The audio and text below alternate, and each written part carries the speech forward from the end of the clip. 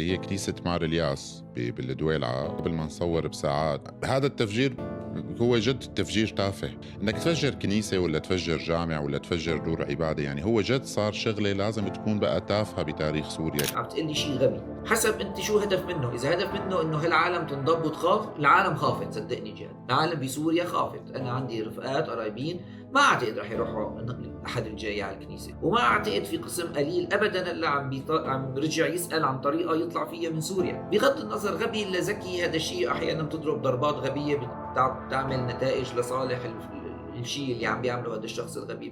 بس انا اللي شايفه انه بهالحركه ببساطه، اذا هو نتيجته فعلا زعزعت وجود هالمجموعه من العالم في البلد، فالشيء اللي عمله ببساطته جاب نتيجه. الناس ما يترعب يا معلم.